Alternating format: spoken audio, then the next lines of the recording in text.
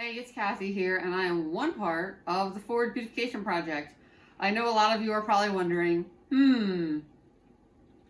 why does she sit so stiff? She looks uncomfortable. Is she cold? So here I will show and tell you a little bit about my disease and what it's all about. So if you're interested in learning anything about anything medical, you've come to the right place. So we'll kind of backtrack a little bit, maybe 1985 or so. I was born, I had a normal birth to my knowledge. I was a little young at the point, so I don't really remember all that much. But my toes were a little different and my head was a little different. So before my first birthday, I had my big toe straightened and I had tumors removed off the back of my skull. So when I was born, my big toes, instead of being straight as most of yours are, mine was formed underneath my four little toes. So I got them straightened and I got tumors scraped off my skull before I was one. So for my first Halloween, you know what I was? A mummy. Thanks, Mom. I appreciate that. So fast forward to about 10 years later, I lived a pretty normal childhood for the first 10 years of my life. I figure skated, I rollerbladed, I rode bikes, I ran around, I was in gym class. I had a lifetime goal of being a figure skater like Tara Lipinski, but unfortunately there were some other things that were going on. So when I was about 10 years old, I was tripped in middle school. I put the person's name out there, but that's not what this is about. But I have a very, very good memory. So one of my fellow classmates tripped me going into school, and I flew across the hallway. And the nurse looked at my leg, and she says, "Hey, what's that thing on your thigh?" And I said, "Oh, that's a pulled muscle." Now, this supposed pulled muscle, we say, I had for about 2 years. We put heat on it every night, and it was happy. It didn't cause me much discomfort, and it limited nothing in my life. So the nurse looked at it. She didn't like the way that this pulled muscle knot in my leg, so to say, looked. So she sent me to my doctor. So we'll fast forward a little bit more. Went to the doctor, went to the hospital, wound up at a geneticist, and then I finally wound up at UPenn. And UPenn is where we found out that I had fibrosplasia ossificans progressiva. It's a mouthful. I think it's either 26 or 32 letters long. But for those of you who think that fibrosplasia ossificans progressiva is a mouthful, FOP for short. So here it is, I'm diagnosed. At that point, I was 1 out of 700 in the world. So you would have to fill Giant Stadium 20 times to find one person with FOP. So here it is, we come home with a diagnosis and everything is ripped from me. I can't figure skate, I can't rollerblade, I can't ride my bikes, I can't run around. But you know what did happen? I got pulled out of gym class. And for being a 6th grader, I don't know about you, but that was probably the best thing that ever happened. Because I hated gym class. I hated getting dressed in the locker room. I hated having to change out of my dressy clothes and get all sweaty and then go back into my dressy clothes because I love to dress up and look nice. So getting pulled out of gym class was like jackpot. So unfortunately, for a couple years after that, the jackpot, run didn't really stay very long. Although getting taken out of gym was amazing, once I graduated high school, then I went on to college. Life was pretty okay. I did have an aide that was with me throughout my 8th grade and my 4 years in high school. But while I was actually in high school, I obviously did not take gym class. Yay.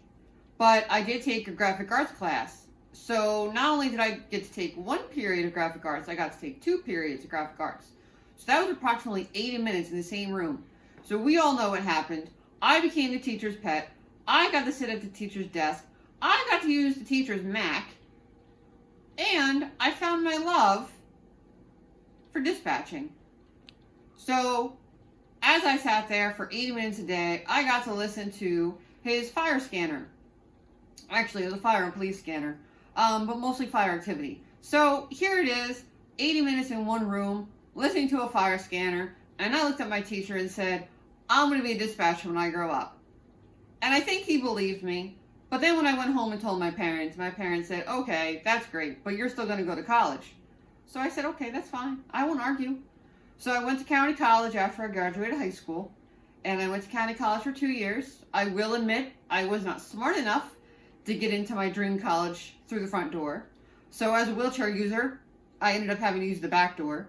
So as a junior, I attended Stockton College, which is now Stockton University. Side note, I liked it a lot better than I like it now. It's too bougie, it's too flashy, there's too many flat screen TVs. It's just not the little college in the woods anymore. But anyway, it is what it is. So I went to Stockton, I got a degree in communications, although I did start off as an art major in the county college level, and I transferred to psychology. I wound up getting a bachelor's in communications, and it was for the purpose of me attending Stockton.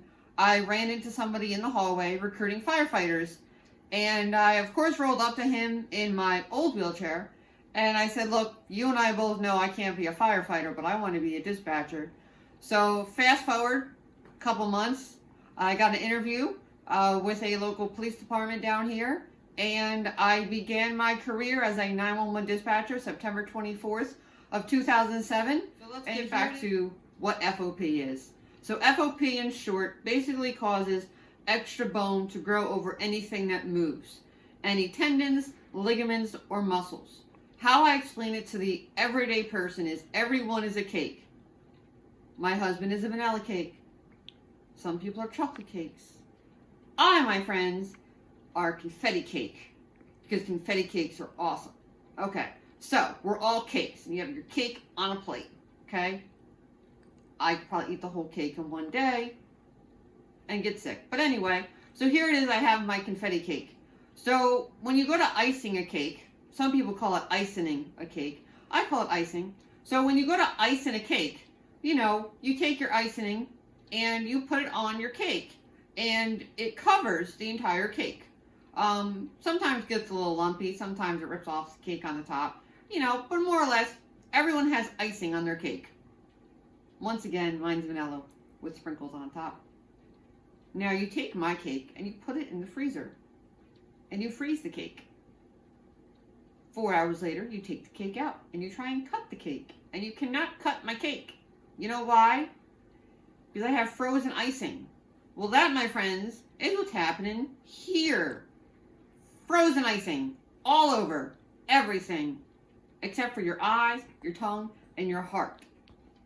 It can freeze your lungs. If you get pneumonia and you do a lot of coughing, it can affect your lungs, and ultimately we know what happens after that. But so it's triggered by trauma. Anytime you fall or you get bumped or you get bruised or anything that's traumatic to the body, including surgery, which is why people with FOP can't have surgery done, because it is technically a traumatic experience to the body, even though it's a good thing, you know, that everybody would think it was. So anything traumatic causes extra bone to grow, immobilizing the area.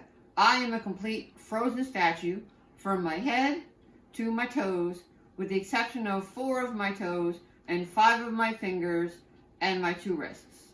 Other than that, every joint is frozen. My jaw is frozen, which, you know, I don't yawn. But it is what it is. I don't let it stop me, as you all can see, because you all follow our story.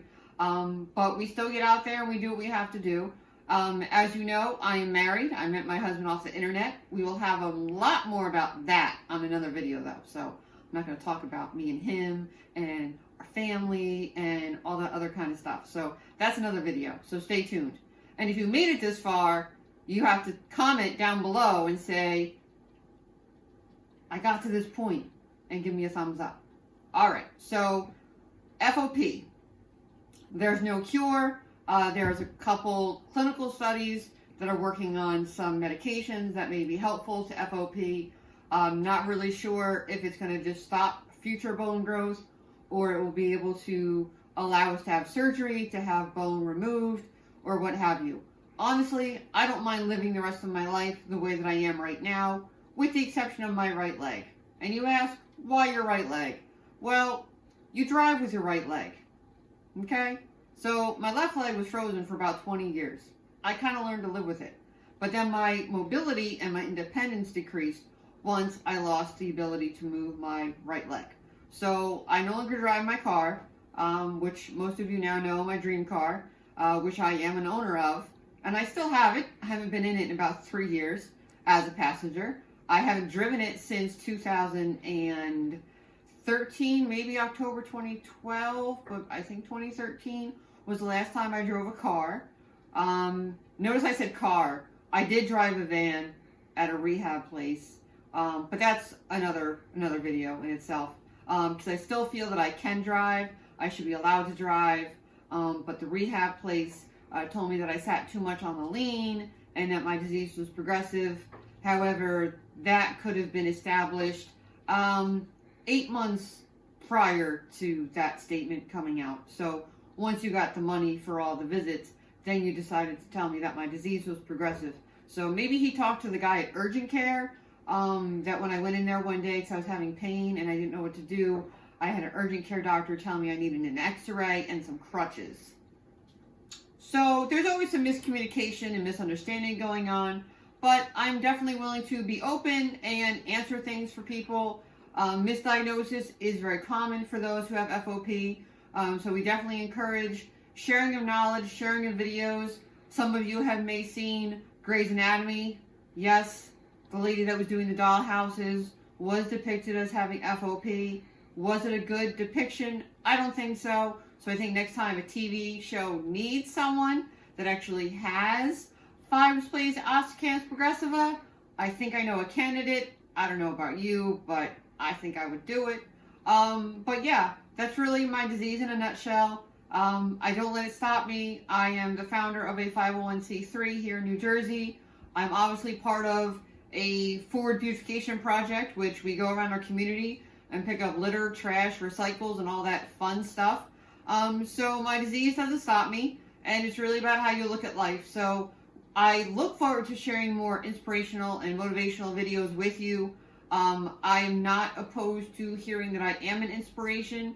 I know some people with a disability don't like to hear that they're an inspiration, but once you hear my story and get to know me, that's okay.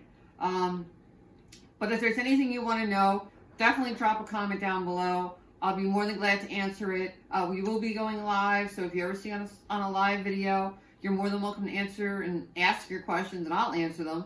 I sure hope that you can't answer the questions that I have for myself, because that would be a little awkward. But if you want to know more information about how to be a 911 dispatcher or how that works out for me, definitely let us know. And, stay safe, socially distance, wear a mask when you can, and just take care of each other. And we'll end it for now. So, as my husband likes to say, because he stole it from me, toodles.